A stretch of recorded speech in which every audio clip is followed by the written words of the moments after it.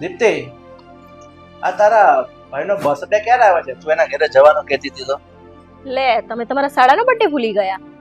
અરે મારા શાળાનો બર્થડે હું શું કામ યાદ રાખું? એ મને ઇન્વાઇટ કરે કે મારો બર્થડે છે જીજાજી, આ તારીખે તમે આવી જજો, તમને ઇન્વાઇટ કરું છું, સારી હોટલમાં જમાડીશ. એ એની ફરજમાં આવે છે. હા હા, તે જમાડશે, પણ એમાં આટલી ચિંતા શું કરો છો? આવશે ત્યારે ઇન્વિટેશન આપશે. પણ તને ખબર હોવી જોઈએ ને ક્યારે તો તે 2 દિવસ ભૂખ્યો રહો એમ. મને તો ખબર જ હોય ને. સોનાલી, આવ, આવ. જય શ્રી કૃષ્ણ ભાઈ, જય શ્રી કૃષ્ણ ભાભી. બેસ, બેસ. કેમ છો બેન? મજામાં? અને સોનાલી, કેમ આજે અચિંતા આ બાજુ? કઈ કામ હતું? ભાઈ, એક મુસીબત આવી ગઈ છે. મુસીબત? બસ એટલે તમારી મદદ માંગવા આવી છું. અરે પણ બેન, તું આટલી બધી ઢીલી કેમ પડી ગઈ છે? અને એવી તો કઈ મુસીબત આવી ગઈ છે કે તારે આ રીતે વાત કરવી પડે છે અને આવું બોલે છે? ભાઈ, મારા દેવાંગનું ભણતર પૂરું થઈ ગયું છે. હવે તો એને ડિગ્રી પણ મળી ગઈ. તો બેન, એમાં શેની મુસીબત? દીકરાને ડિગ્રી મળી ગઈ છે એ તો ખુશીની વાત છે. હા, પણ ભાભી, મારા દીકરાને ઓફિસ ખોલવાની છે. હા, તો એ તો સારી વસ્તુ છે બેન. દીકરો ભણી લીધું, ડિગ્રી મળી ગઈ, હવે તો કામે જોડાશે, તો ઓફિસ તો કરવી જ પડશે. ભાભી, વાત એમ છે કે મારા દેવાંગે એક ભાઈને 10 લાખ રૂપિયા ઉછીના આપેલા હતા. હવે એ ભાઈ ગુમ થઈ ગયા છે, એનો કોઈ અતો પતો નથી. હવે મને ટેન્શન એ વાતની છે કે રૂપિયા અમે લાવીએ ક્યાંથી?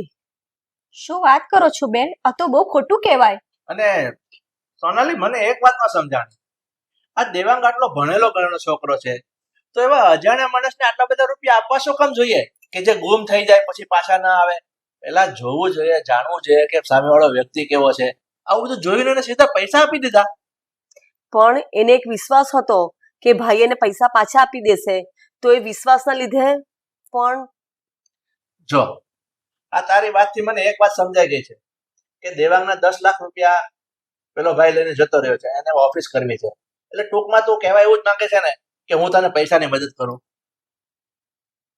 અચ્છા, તો મને એ વાત તો જણાવીશ કે તારે એના માટે કેટલા રૂપિયાની જરૂર પડશે?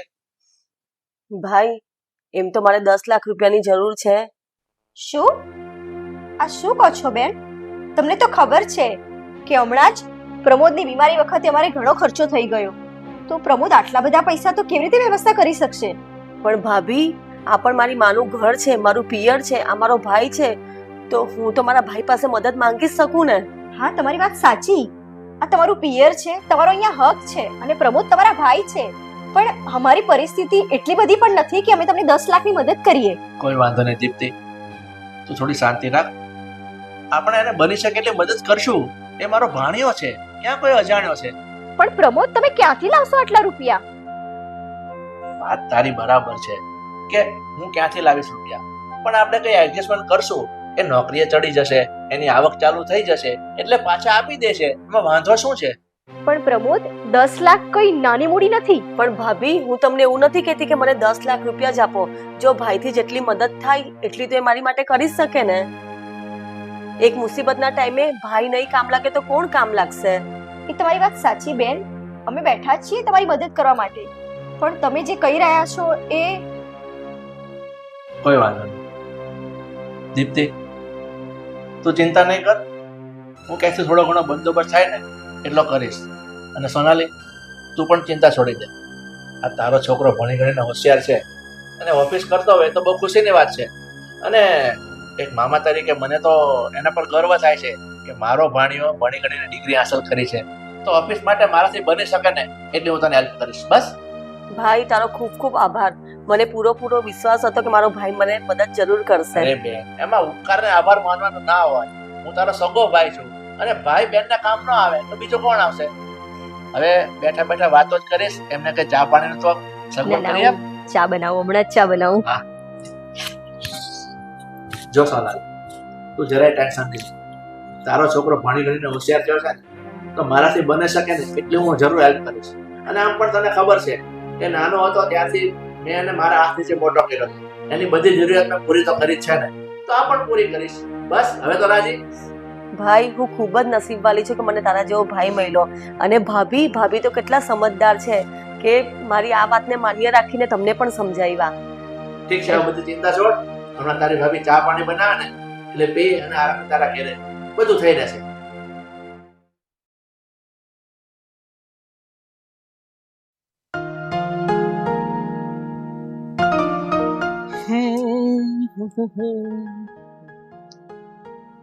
સાફ સફાઈ કરવા લાગી. ભૂખ લાગી છે, જલ્દીથી જમવાનું પીરસ લઈએ.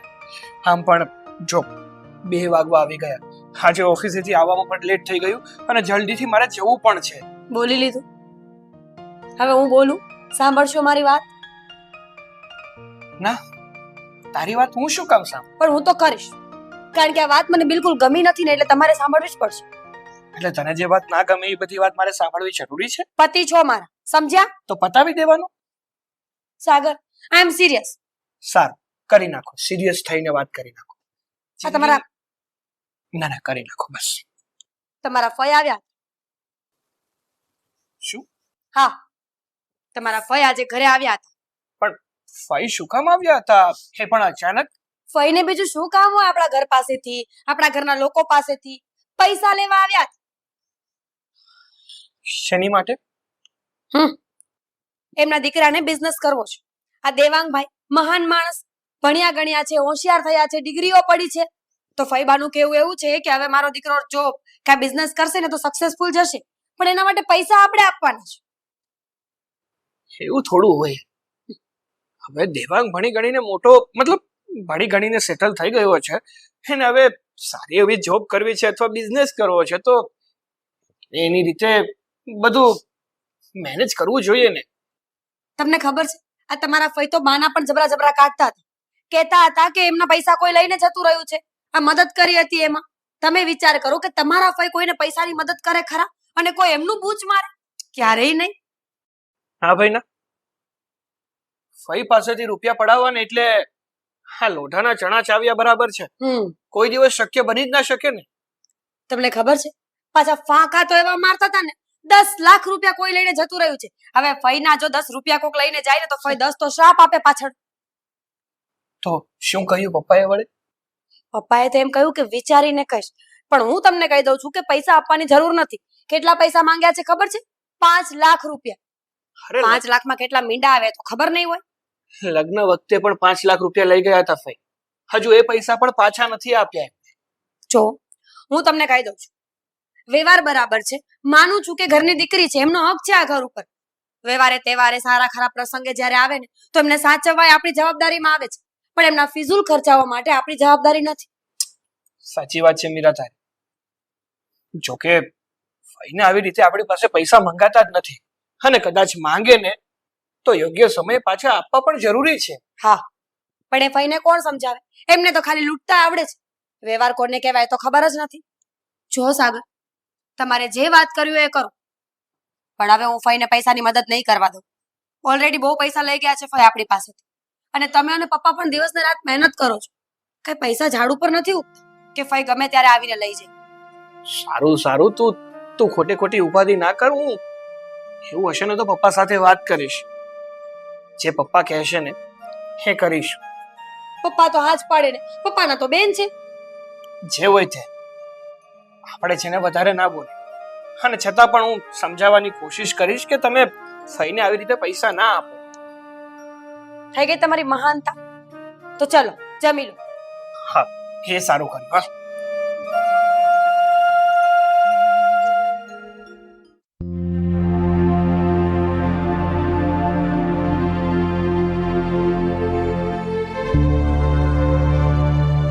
દેવાંગ બેટા ક્યાં છે? આ મમ્મી આપ્યો. અરે વાહ મમ્મી વાહ, જોરદાર મસ્ત લાગો છો આજે. તો કેમ બેટા, હું પેલા મસ્ત નહીં દેખાતી હતી? લાગતા હતા ને, પણ મમ્મી ખરેખર આજે તમે લાગો છો ને કઈક અલગ જ લાગી રહ્યા છો. શું થયું બધી? હું બહુ ખુશ છું. આપણે મામાને ત્યાં જવાની વાત થઈ હતી, ગયા હતા?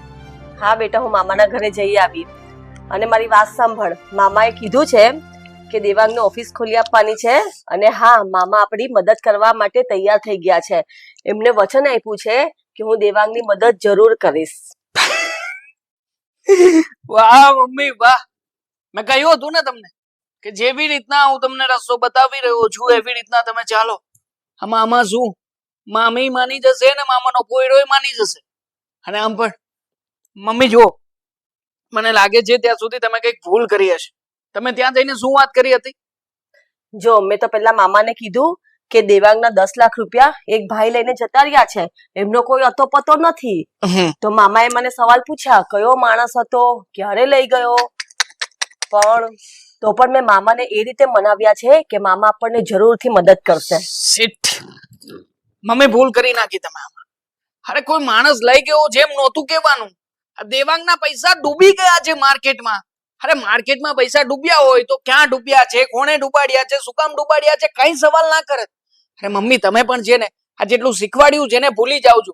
આ બસ સરખી રીતે નાટક કરવાનું હતું અને એકવાર આપણે આપણા મિશનમાં કામયાબ થઈ ગયા ને મમ્મી, એટલે મામા જે પૈસા આપે છે અને બાકીના અગાઉથી થોડા કરીને માગીને રૂપિયા ભેગા કર્યા છે, બધું મિલાવીને આપણી પાસે 13 લાખ રૂપિયા થશે. આ 13 લાખ રૂપિયામાં સારામાં સારી જગ્યાએ સારામાં સારો પ્લોટ લઈ લેવાનો છે. અને પ્લોટ લીધા પછી ફરી પાછી માંગણી કરીશું ને મામાની પાસે કે હવે અમને પૈસા જોઈએ છે અહીંયા મકાન બાંધવા માટે.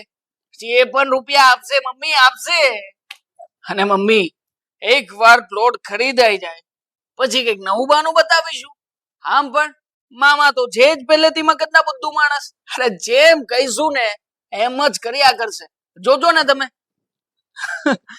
બેટા મામા તો ઠીક છે, મામા તો આપણી વાત માની ગયા છે, પણ મામી જરાક વાત માને એવા નથી લાગતા. એમને મનાવવા જરાક અઘરા છે. રસ્તો કરવો પડશે મમ્મી, રસ્તો કરવો પડશે. જયારે સીધી આંગળીએ ઘી ના નીકળે ને ત્યારે આંગળીને જરાક વાકી કરવી પડે. અરે બસ એકવાર મામા પૈસા આપી દે, 5 લાખ રૂપિયા તો આપવાના જ છે ને.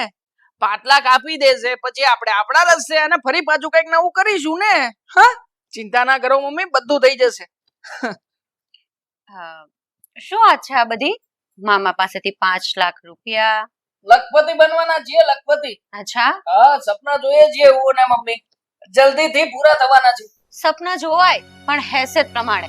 તમે કમાતા હોવ અને તમારા પૈસાથી તમે ગમે એટલા ઊંચા સપના જોતે ને તો એ રંગ નહોતું, પણ પારકા પૈસે સપના ના જોવાય.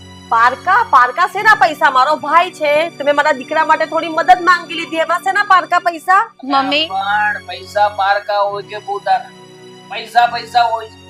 અને આમ પણ પૈસાને ક્યારે કોઈ પૂછવા ગયું છે કે તું પારકો છે કે પોતાનો? અરે થોડાક તો શરમાવ પણ. કેટલું પાપ કરશો, ભેગું કેટલું કરશો પોટલા ભરી ભરીને, ક્યારેક તો ફૂટશે ને.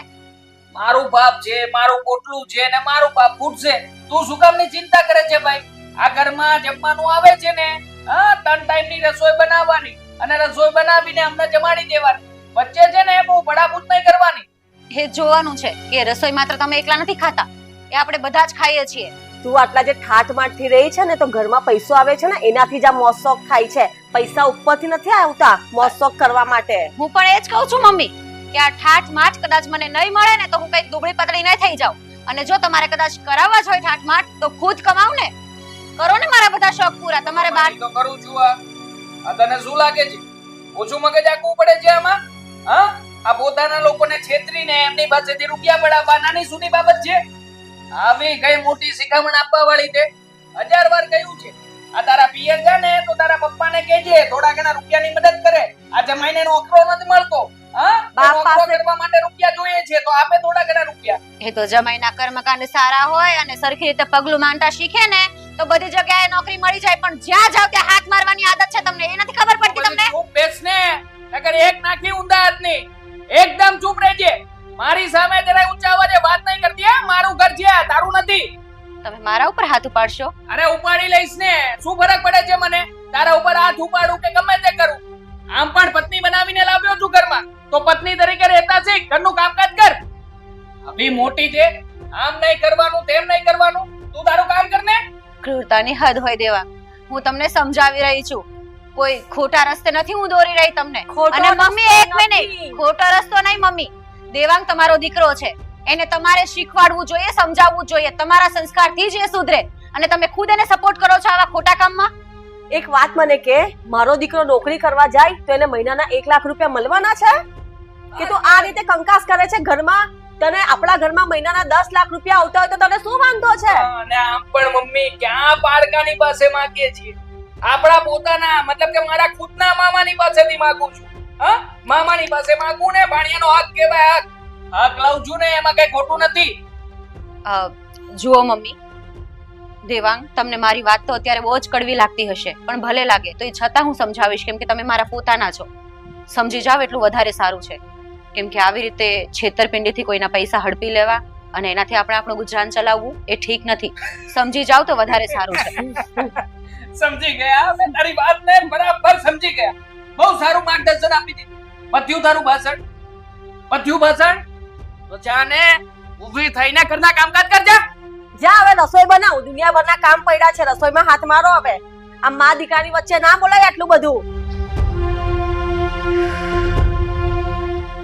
અરે હોય જ્યારે બસ સલાહ શિખામણ, આમ નહીં તેમ નહીં, આ કરો તે કરો, જે કરું છું તે. ખાતી હોય તો ખાતી નથી ને ખાવા દેતી નથી.